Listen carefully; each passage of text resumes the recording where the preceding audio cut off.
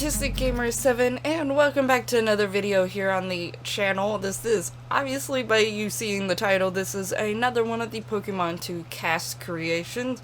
This time around we're actually doing Bulbasuar, which is the very first grass starter, Gen 1, all the way to the beginning. I decided to actually do the, change the first group of starters. I think eventually I want to do all the starters. I don't know if I'll do them, in this section, this series, because, eventually I'll, stop this series for a while and then maybe do a series 3 and 4 and 5.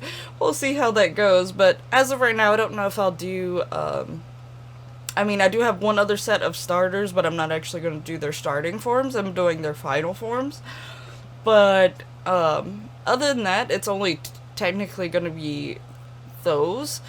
I don't know if I'll try to do any of the other ones, but in this case, I am going to be doing Bulbasaur, Charmander, and Squirtle, which Squirtle is my favorite. I tend to lean towards the water starters for some reason. I don't even know why, but it just seems to happen in most gens, except for a few.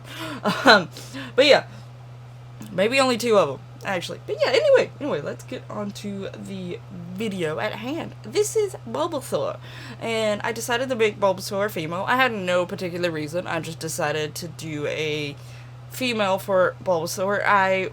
When it comes to the skin tone, I mention it in pretty much every video.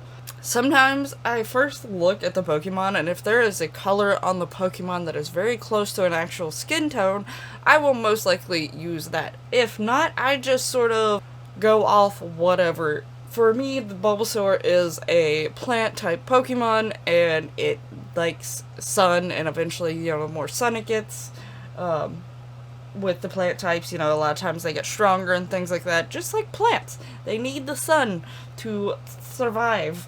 But so, I decided to give this sim a more tanner complexion from staying out in the sun, and also gave them freckles because why not? There's spots all over Bulbasaur's body, so I put spots all over the sim's body, but as in freckles.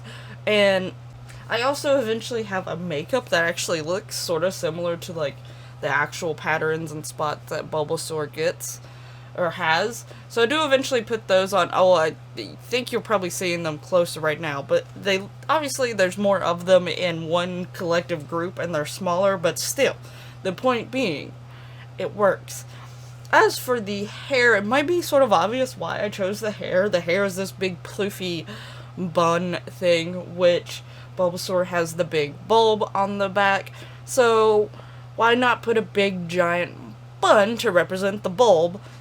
And I could not get the color 100% exact to the way that I would want it. The color of the hair is probably closer to the spots of Bulbasaur than the little bulb thing on the back or Bulbasaur themselves. But I did try. The sim did turn out pretty cute. I don't think it's up there with my favorites, but it's also not down there with some of my least favorites. So it's, it's somewhere more towards the middle ground. I do like how it turned out, and I think there were some aspects that I was really happy about.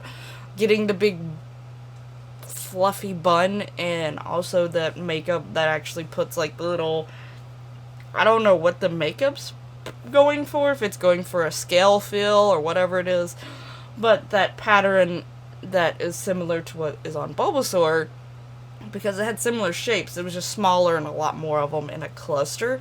So, but yeah, I thought that was pretty neat that I was able to get that, and the colors for it was pretty close as well, so, I was pretty excited about that.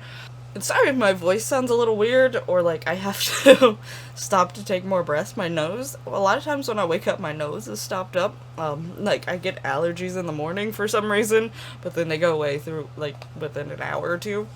But I decided to record this first thing in the morning, but yeah, so sorry about my voice or anything. But anyway, let's get back to the Bulbasaur here. Yeah, so I decided with her style, I definitely didn't want to go, too crazy with it, because I would imagine that this sim, being the sim version of Bulbasaur, would rather be outside more often, and things like that, not wanting to worry about having nice clothes and getting them dirty. More flowy clothes because they're going to be out in the sun all day. And that's sort of the feeling I was going for. This shirt was actually a pretty close color to Bulbasuar's actual skin tone, like the main color, so I thought that worked. And it has those little slits, so it's sort of like flowy, and you know, has a little breathing room there. As for the bottom, at first I was going for a skirt, as you could probably see, because again, just the flowiness, but then I decided to start trying shorts. I definitely didn't want to do pants, because of the fact, like I said, the whole going outside, and like stuff like that. I wanted it to be more of an easy, like, thing, like it's gonna be hot, don't want to get too hot, even though I end up putting leggings on underneath the shorts that I pick, because just to bring more of that color out from Bulbasaur, the leggings that I put on are like a very close color to the spots of Bulbasaur, I believe. But I do decide on shorts with some like little thin leggings underneath them. I end up taking those wrist things off because I put them on because I was like, leaf, plant, yeah, but then I was like, at the same time I wasn't fully feeling it. Like I just didn't like it too much, so I do end up taking those off instead of leaving them on. I also give Bulbasaur these, I know that there's like a name for them, but it's like these jewelry type things that wrap around your ankles and then actually go down and attach to your shoes, your toes, and they sort of sit on top of your foot, and they're really pretty, but you wouldn't be using them too often, except for certain things. But since Bulbasaur is a plant sim and things, a plant type Pokemon and things like that, I decided that I was gonna give her those because she wanted to feel one with the world around her. She wanted to feel the grass beneath her feet. So yeah, I decided to give her those instead. But we should be seeing the screenshots here soon.